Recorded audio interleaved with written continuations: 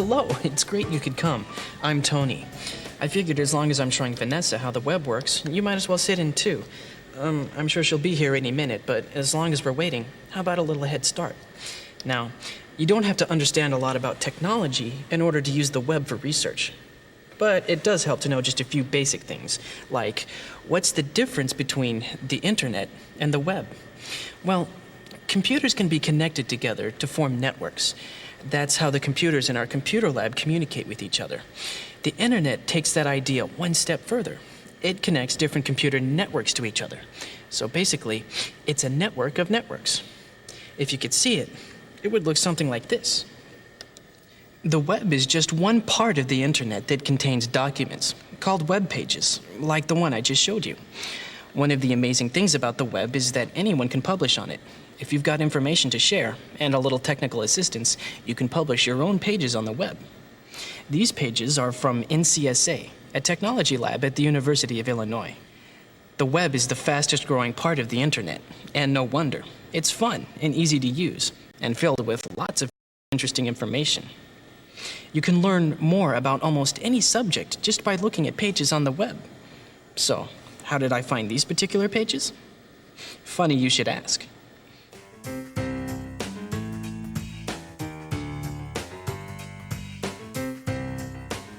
Hi, Tony. Sorry I'm late. Hey, what's that? That's cool. That's a web page. Believe me, you'll be seeing plenty of them today. Great, let's start. Okay. Now, you already know what the web is, right? Sure, it's like a big public library, only everything's on computers instead of on paper. Anyone can add pages or books whenever they want. Or their own photos or video or audio, right. Now, how are we going to find what we're looking for in this big cyberspace library? Put on cyberspace suits and walk around the stacks. Very funny. But you're right, in a way. We are going to browse around in this library. And what better way to browse through some web pages than with a web browser? Okay, folks, now, this is important. That's probably why it's written down right there. All right, here we are. This is our browser screen. Now, there are a lot of different browsers on the market these days. This just happens to be the one that's on this computer. From here, you can find anything on the web. If you know exactly what you're looking for... Which I don't. No, but if you did, you could go straight there. You just type in the address up here.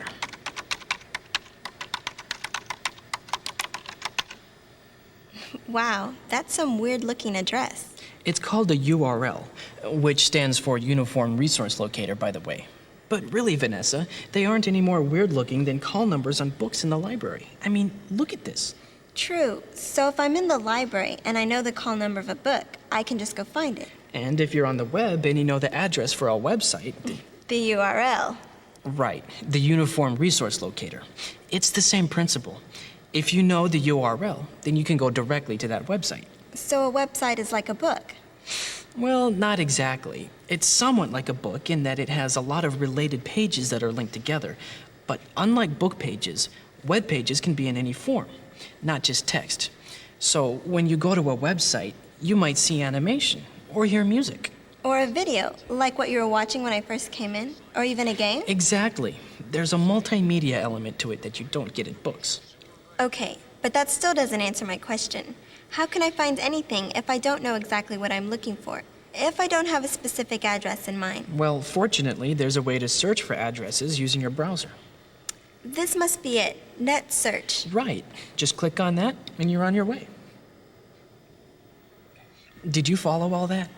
Just remember, to browse around in the web, you use a web browser, which takes you to a website, which is a place where you find web pages. And now, Vanessa and I are going to browse around and see if we can find any good websites for a paper she's writing.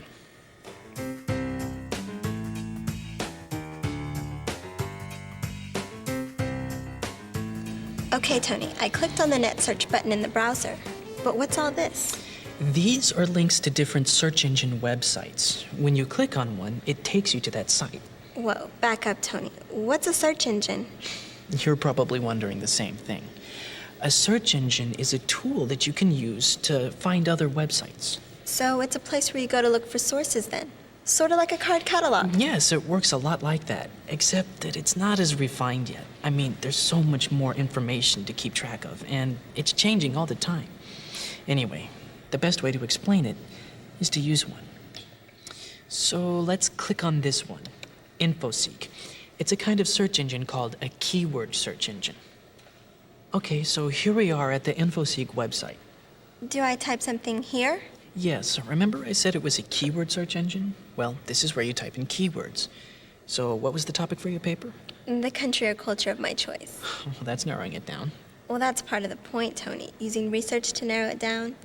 Except instead of just using the library, Miss Turner wants us to use the web too. She said it could be a really good place to go for ideas. Good enough. Okay, so let's type in something to get you started. Like what? Well, what words would you try looking under if you were using a card catalog? I guess I would try to start with something like foreign countries. I'll go for it. Okay, so now we're using this keyword search engine to help Vanessa narrow down a topic for her paper. Okay, I've typed in foreign countries. Now what? Just click on Seek. Look, it says it found what? Almost 2 million websites. Well, that's a big help. We'll be here the rest of our lives looking at websites, and we still won't get to all of them. Yeah, we've got way too many results here. It just means that you need to narrow things down. How? Well, let's get some help with that. See, if you go back to this screen, then you'll find the word tips right here. And if you click on that hyperlink... Hyperlink? Oh, she's right. We really should explain that one. Okay, a hyperlink. It's a hotspot on the screen, an area that you can click on to go to another web page. They're usually in color or underlined or something so that they stand out, like the one I was just showing you. Just click on it. See, that takes you to this help page. So all these underlined words are hyperlinks. Right. Quick reference sounds like it might help. I bet it would. Wow, looks like different ways to use words in a search. That's exactly what it is. Now let's see how it works. So if I understand this right, I can narrow my search by using different words and phrases connected by plus signs? Right. That way you'll only get results that contain those words together on the same page. Which wouldn't be nearly as many results, right? Right. But what words should I use? Well, what kind of information are you looking for? Some background. So I'll type in foreign plus countries plus background plus information and click. And voila. Wow, about 500 results. That's still a lot. Right, but it's better than 2 million. Well, why don't we take a look at the first few? Okay. I'll try foreign governments. Perfect. It's just what we asked for. Background on countries. And this first hyperlink looks good. Looks like I'm going to have to pick a country. Any ideas? Hey, it's your paper. I've always been interested in Spain. Oh, look at all this. This is great. Let's see, what looks good? Gypsies. That's interesting. I don't know what she needs me for. This is fascinating. Well, I hate to drag you away, but... What? Well, this might be a good time to take a look at another way to find web pages and sites. Well, okay. What if I want to look at this later? Well, there's lots of ways that you could save it, but go ahead and just print it out for now. Okay, now let's go back to the net search page. Okay, here it is. Yahoo. Boy, it doesn't take much to get you excited, does it? No, I mean Yahoo. It's a directory. See, there it is. Go ahead and click on it. Now, unlike InfoSeek, Yahoo catalogs information into categories based on subject matter. Within these categories, you can go from very general to highly specific information. Well, that sounds perfect for what I'm trying to accomplish. I was kind of hoping she'd see it that way. Okay, there's your Yahoo screen. And these would be hyperlinks. Exactly, to some of the general categories of information that you'll start with. Okay, there's travel and regional. I'll try regional. Okay, what do we have here? Aha, countries. Let's see, where is Spain? Ah, here. Wow, so many links. This one looks interesting. Look at all these links. I bet I can find something on gypsies under Geography, Population, and Society. This looks promising. Ethnic minorities. Wow, I've hit the gold mine. Listen to this. As in other countries, Spanish gypsies have for centuries managed to preserve their own culture and social organization. I hate to do this to you again, but... Oh, Tony, we just got here. I know, but if you want to learn as much as possible in the shortest amount of time... Okay. I'll just print it. Where to now? Let me ask you this.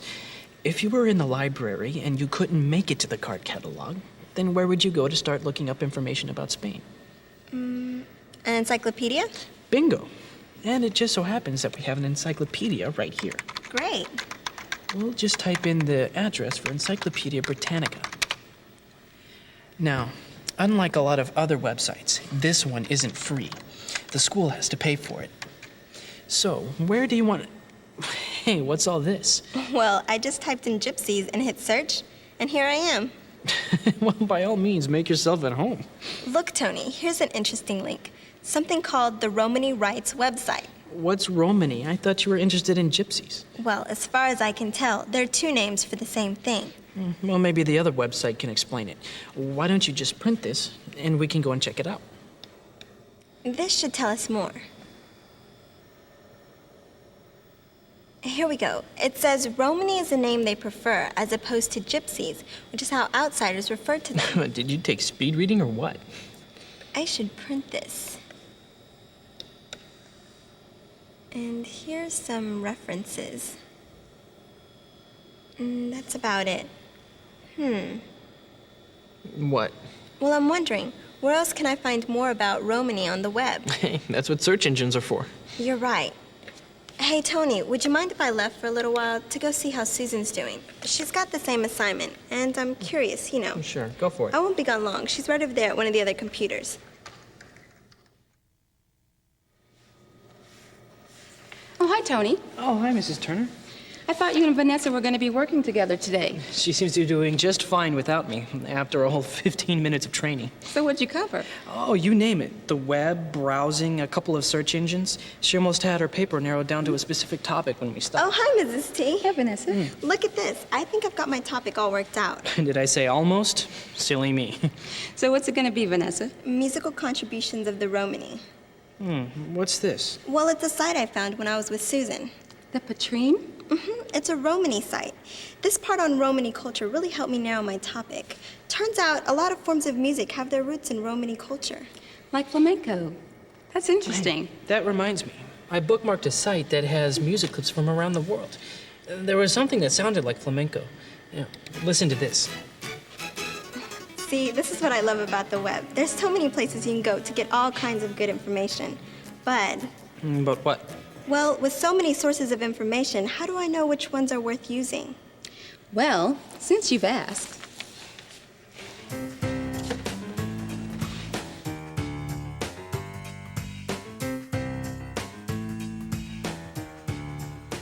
Mrs. T sure showed up just in time. I mean, I know how to find the information, but as far as evaluating sources, luckily, this is right up her alley. You know, evaluating sources is an issue anytime you do research, not just when you're on the web. You can actually apply a lot of what you know from doing library research to doing research on the web. But how? Well, what things do you take into account when deciding if a library source is useful? I guess the most basic thing is just whether the information is true. That's right, accuracy. And on the web, this is an especially critical consideration. Can you think of why that's so? Well, anybody can put information up on the web. Exactly. You can't assume the web pages have been scrutinized by editors and fact-checkers the way that books by major publishers are. So how do you know? Well, sometimes you don't. But sometimes there are clues. I know. Let's look at the web pages that Vanessa printed and see if we can figure out anything about how accurate they are. Well, this one is an easy one. Encyclopedia Britannica. They've published respected reference books for years, and their website is based on the published material, so it's a pretty good bet it's accurate. Okay, but what about the Patrine site I just found? Yeah, everybody's heard of the Encyclopedia Britannica, but this is the first time I've seen anything from the Patrine site. Look, the first thing this article does is state a fact. Right, that there are 10 million Romani in the world. And you're wondering if that's accurate. Well, without any footnotes or anything to tell me where the information came from, how can I verify it? Well, you can check it in other sources that you know are reliable. So using other sources for verification is one way to check for accuracy on a website? Right. Now let's take a look at another thing to consider in source evaluation. Just a sec. So the first thing to consider about a source is whether it's accurate. Sounds obvious, but you have to work extra hard at it on the web. Authority has to do with an author's qualifications. Can you think of why authority would be harder to establish for web sources? Well, if anybody can be an author on the web, how can you tell if they know what they're talking about? I could even publish my Romani paper on the web, and I'm no great authority. I'd hate to think someone might run across it and use it as an authoritative reference for their paper. Let's use the pages you've got here as examples again, and we'll see what we can find out. Well, there's the Encyclopedia Britannica, and I think we've pretty much concluded that those are authoritative. And the Patrine. Not so clear, I'd say. And Susan and I found some background information on foreign countries from the Library of Congress. The main library for the U.S. government. Probably a safe bet.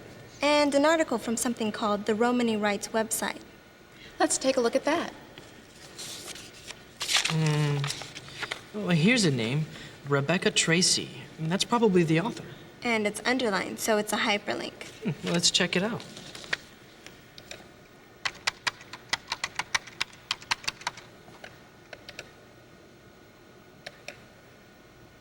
There it is.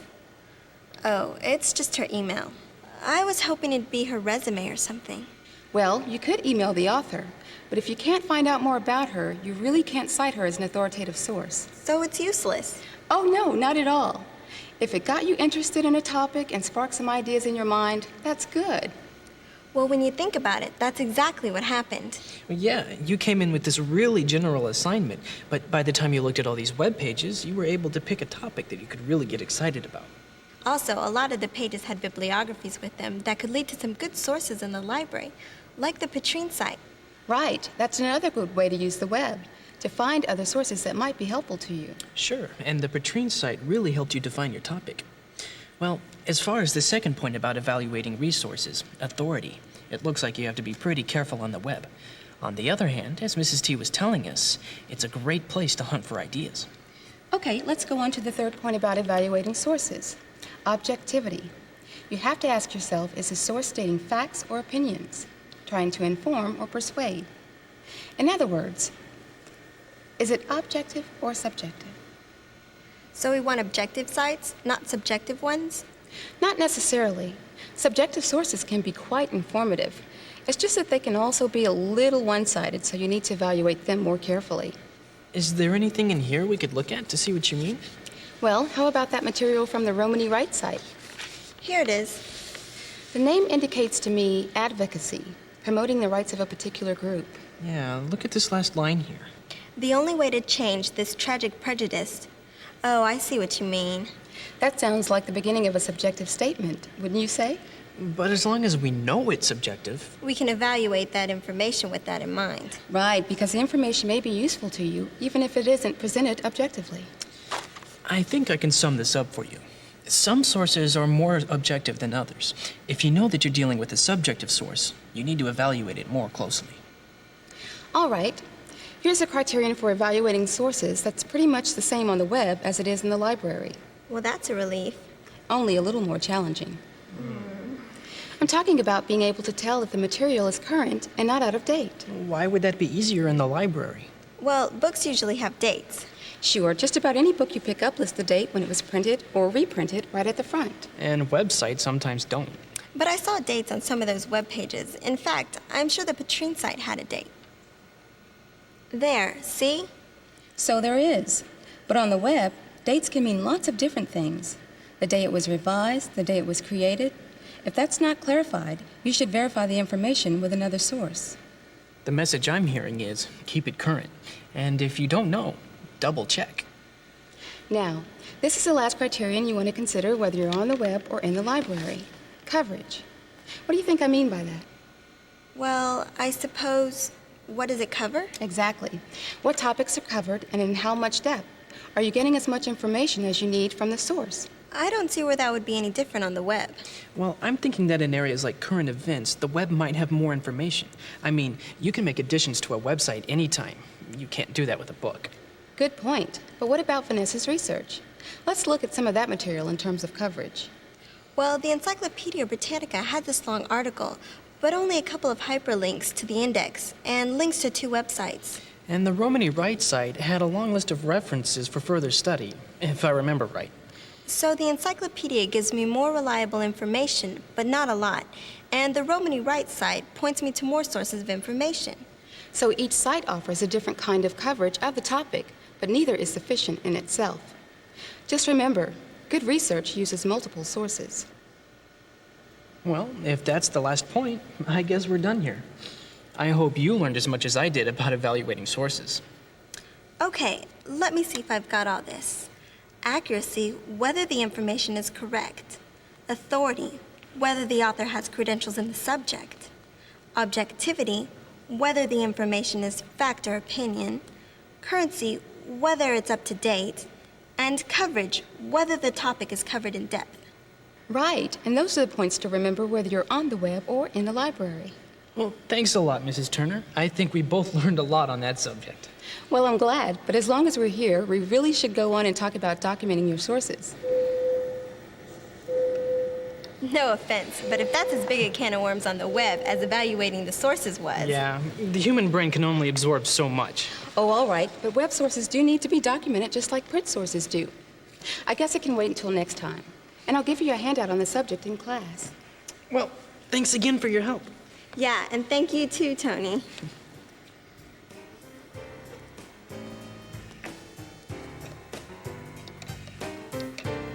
This Petrine site is interesting.